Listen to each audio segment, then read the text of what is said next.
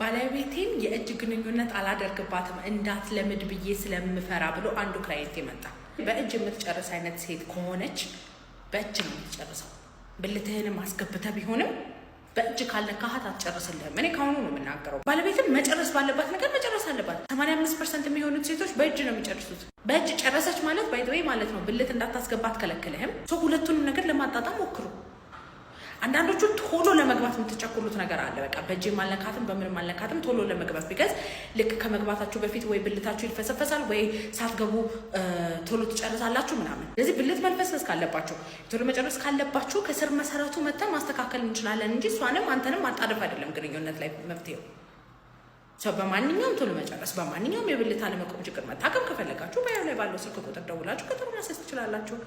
በሁሉ ጊዜ ክፍት ነው። ይኸውላችሁ ምንም እንኳን የወንድ ልጅ ቆይታ ኖርማል የሚባል ቢሆን ለራሱ አይነት አላቸው። ለምሳሌ አንድ ወንድ ልጅ ቢቆይ የሚመከረው ከ3 ደቂቃ እስከ 20 ወይም 30 ደቂቃ ድረስ ነው። ይሄ ኖርማል የምንለው ነው። ነገር ግን በዚህ ደረጃ ውስጥ ሆኖ ለራሱ ራሱን የቻለ ልዩነት አለው። ለምሳሌ አብዛኞቹ ወንዶች ቆይታ በአማካኝ የምንይዘው ከ3 ደቂቃ እስከ 7 ደቂቃ ነው። ከዛ በኋላ ከ7 ደቂቃ ደግሞ እስከ 15 ደቂቃ ይሄ ዲዛይረብል ወይም ደግሞ ተፈላጊ የምንለው አይነት ነው። ከዛ በኋላ ደግሞ ከፍ ሲል ከ15 ደቂቃ በላይ የሚቆይ ከሆነ ይህም የቆየ እንለዋለን። ነገር ግን ችግር አይደለም፣ ያው እንደየሁኔታው ማለት ነው። ታዲያ ይሄ ከውጭ ለሚሰማው ኖርማል ነገር ወይም ደግሞ እንደውም በጣም የሚፈልግ ተደርጎ ሊታይ ይችላል። ነገር ግን ችግር ነው። ይሄ በጣም ስራ የሚሆን በጣም አድካሚ የሆነና በጣም ወንዱ ሊጎዳ የሚችል ነገር ነው። ስለዚህ እንደዚህ አይነት ችግርም ሆነ ከግንኙነት ጋር ማንኛውም አይነት ችግር ካለባችሁ እኔን ለማማከር የምትፈልጉ ከሆነ ባዮ ላይ ስልክ አለ፣ ደውላችሁ ቀጠሮ ማስያዝ ትችላላችሁ። መልካም ቀን ይሁንላችሁ። እሺ፣ አንድ ወንድ በአንድ ምሽት ስንት ዙር መሄድ ከሆነ ነው አንድን ሴት ሊያስደስታት ወይም ደግሞ እርካታ ጣሪያ ላይ ሊያደርሳት የሚችለው? ለዚህ የተቀመጠ ቁጥር አለው የለው የሚለውን ነገር እስከ መጨረሻው አዳምጡኝ፣ በደንብ አብራርቼ ልንገራችሁ። እሺ፣ በመጀመሪያ ይሄ ዙሩን ከማርዘምና ብዙ ጊዜ ከወንድነት ጋር የሚያያዘው እሱ ነው። ነገር ግን ትክክለኛው ሴቶች የእርካታ ጣራ ላይ የሚደርሱት ፔኔትሬቲቭ ሴክስ ወይም ደግሞ የወንድ ብልት የሴቷ ብልት ውስጥ ከገባበት ጊዜ ጀምሮ ሳይሆን ከዛ በፊት ማድረግ የሚችሏቸው በጣም ብዙ ነገሮች አሉ። ምክንያቱም በግንኙነት የሚረኩ ሴቶች ከ15 እስከ 30% ብቻ ናቸው። አብዛኞቹ ከ70 እስከ 90% የሚሆኑት ክሊቶሪያል ስቲሙሌሽን በምንለው መልኩ ነው። ያ ክሊቶሪያል ስቲሙሌሽን የምንለው ምን እንደሆነ ጉግል ማድረግ ትችላላችሁ። ያው ፎቶን ቀጥታ ታገኛላችሁ።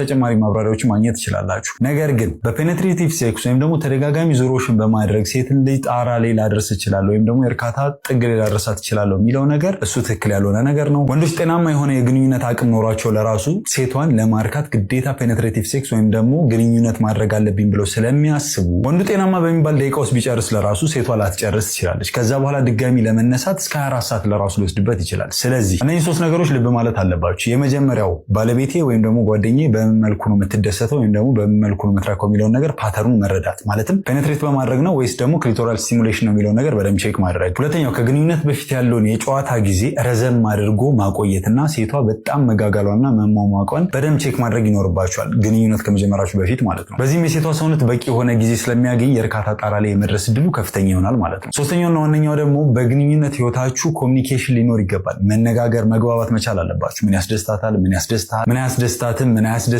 እነዚህ ነገሮች በደንብ ኦፕን ሆናችሁ ዲስከስ ማድረግ መቻል አለባችሁ። እነዚህ ነገሮች የምታደርጉ ከሆነ በደንብ እየተጣጣማችሁ ትመጣላችሁ ማለት ነው። ነገር ግን በተለያዩ ምክንያቶች በዚህ የግንኙነት ህይወታችሁ ላይ ጤንነት ላይ ችግር ካጋጠማችሁ ባዮ ላይ ስልክ አለ፣ ደውላችሁ ማማከር ትችላላችሁ። መልካም ምሽት።